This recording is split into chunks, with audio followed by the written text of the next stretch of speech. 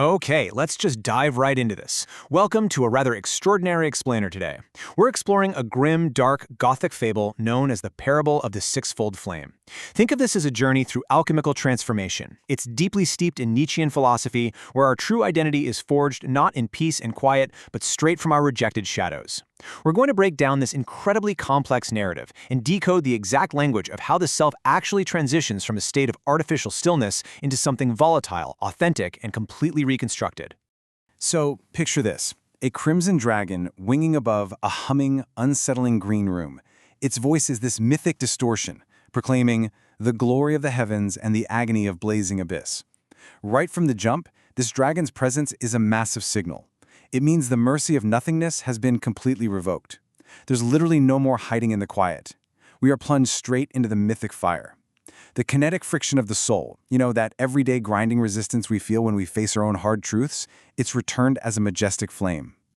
Which brings us to Act 1, the death of Sapphire Stillness. See, before the fire, there was just silence. Imagine a desolate, ruined land, where a broken, empty suit of armor is just lying in the dust. This was the Jester. He was a figure once meant to carry the weight of the world, but here he sat frozen in defeat, basically having thrown away his entire past for a forced utopia. But then comes verdant corruption. His clinical blue eyes start to glow with this sickly, pulsing emerald fire. And this isn't just a sickness, it's the necessary decay of that false stillness. He leaves his old matrix, enters the Red Room, and boom, his soul's narrative inertia is violently ignited. He stops being static data and enters a state of active, eternal tragedy. And this sets up a huge philosophical conflict for our explainer today. On one side, you have the passive nihilism of the Sapphire Forge, these artifacts that just wanted to erase suffering completely, offering the mercy of nothingness. But on the other side, the infernal realm, and it demands fiery, active suffering. It demands a fierce biological insistence. It's such a powerful metaphor, right? Think about how often we try to numb our own pain by just shutting down, versus the raw, agonizing, but totally necessary act of actually feeling it so we can move forward. Moving on to Act 2, Guardian of the Blazing Abyss. Out of these swirling, incandescent mists emerges the Crimson Doctor. Picture him clad in the robes of the Inferno, his face completely hidden behind a crimson plague mask. He patrols this domain where that kinetic friction turns into literal fiery agony. And here's the kicker. He does not bow to the Jester. He blocks the path. He is the ultimate gatekeeper of this blazing reality. So, what's his deal? The crucial point here is the Crimson Doctor's challenge to the arithmetic of the Overman. This arithmetic was basically the clinical dismantling of humanity that used to govern the Jester. It was this desperate desire to perfectly erase suffering, to be a flawless machine. But the masked doctor? He looks right into the Jester's emerald eyes, and he doesn't see a perfect machine. No, he sees a corrupted sanctuary. He sees a vessel full of unassimilated voltage, full of the exact chaos and ink that the old world had tried to throw away as just thermodynamic noise. All right, Act 3, The Lost Inferno Story. The Doctor gestures to the flames and completely shatters the lie of the Jester's past. He reveals this profound truth. The concentrated sorrow of the soul burns with a fierce biological insistence. That statement right there redefines everything. The Jester's past purpose, which was just an attempt to silence his inner voltage, was a total lie. The infernal realm isn't a place of failure, and it isn't damnation. It's a furnace. It's a place for tempering identity.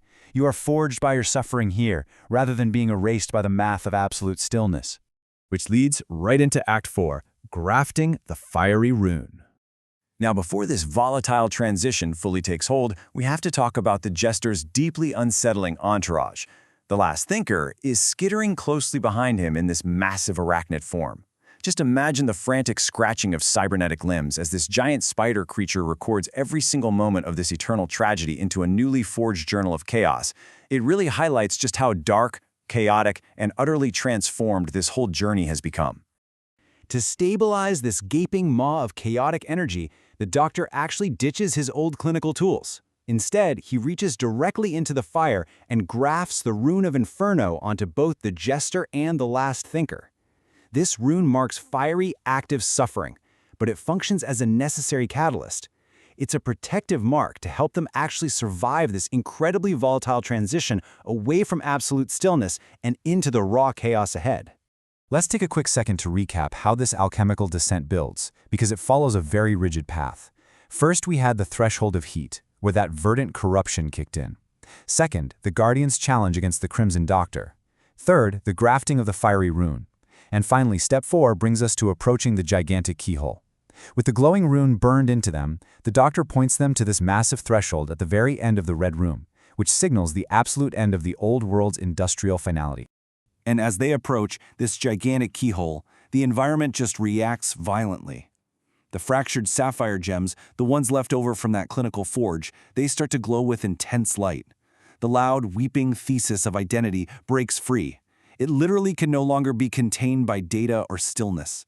They are finally breaking past their old, rejected history. Now for Act 6, Forging the Ink Blot. Beyond the keyhole, out in the Violet Realm and the realm of the giants, we finally meet the culmination of this entire journey, the Knight of Inkblot. This is a profound act of self-creation. He forged himself anew from the Jester's forgotten shadows. Described as a walking thermodynamic echo, he is the ultimate reclaimer of discarded history. He takes the exact fears, the traumas, those messy sapphire blue gems that were once left behind in the dust, and he builds his true purpose out of them. This is the newly forged self. In this realm, the spirit of negation whispers a really hard truth from the rhymes of the Inferno. Honesty is but a more flammable fuel. Think about that. The spirit demands that we don't hide in silence. The kinetic friction of the soul demands bold, fiery transformation. Being deeply, painfully honest about our past and our suffering, that is the exact fuel that allows us to burn bright enough to forge a totally new identity. And this perfectly illustrates the biggest takeaway from this fable. The chaos and ink of your past absolutely must become the unbreakable armor of your future. Look, we all have a sapphire stillness we try to hide in.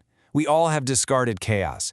But erasing our pain, erasing our unassimilated voltage, it only leaves us as broken, empty armor in the dust. We have to redefine our language, walk through the fire, embrace the act of suffering, and wear our history as our strength.